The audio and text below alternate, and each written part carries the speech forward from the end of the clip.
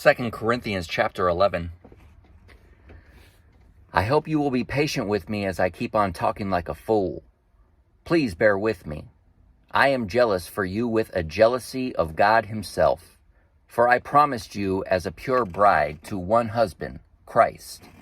But I fear that somehow you will be led away from your pure and simple devotion to Christ, just as Eve was deceived by the serpent. You seem to believe whatever anyone tells you, even if they preach about a different Jesus than the one we preach, or a different spirit than the one you received, or a different kind of gospel than the one you believed. But I don't think I am inferior to these super apostles. I may not be a trained speaker, but I know what I am talking about. I think you realize this by now, for we have proved it again and again. Did I do wrong when I humbled myself and honored you by preaching God's good news to you without expecting anything in return? I robbed other churches by accepting their contributions so I could serve you at no cost. And then I was with you and didn't have enough to live on. I did not ask you to help me.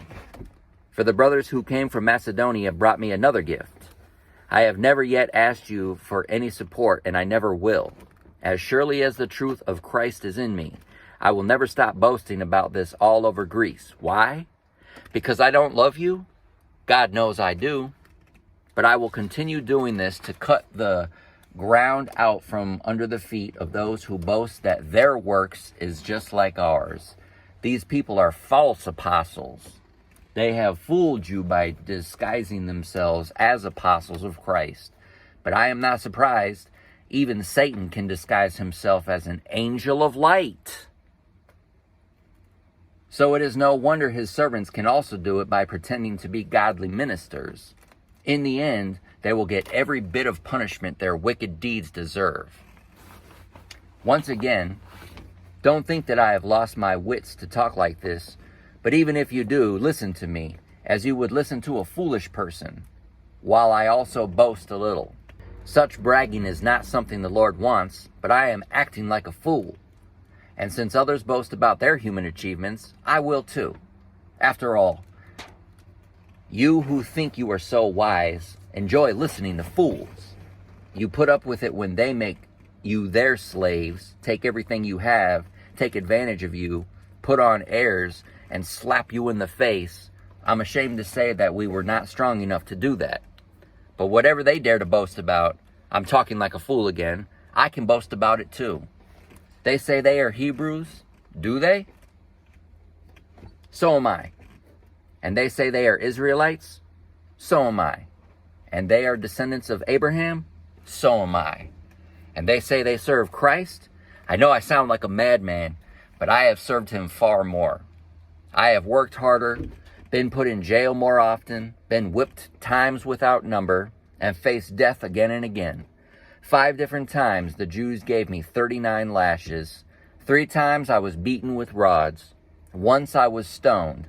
3 times I was shipwrecked. Once I spent a whole night and day adrift at sea.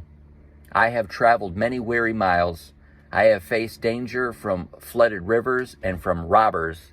I have faced danger from my own people, the Jews, as well as from the Gentiles. I have faced danger in the cities, in the deserts, and on the stormy seas. And I have faced danger from men who claim to be Christians but are not. I have lived with weariness and pain and sleepless nights. Often I have been hungry and thirsty and have gone without food. Often I have shivered with cold without enough clothing to keep me warm. Then, besides all this, I have the daily burden of how the churches are getting along. Who is weak without my feeling that weakness? Who is led astray, and I do not burn with anger? If I must boast, I would rather boast about the things that show how weak I am. God the Father of our Lord Jesus, who is to be praised forever, knows I tell the truth. When I was in Damascus, the governor under King Aretas kept guards at the city gates to catch me, but I was lowered in a basket through the window in the city wall, and that's how I got away.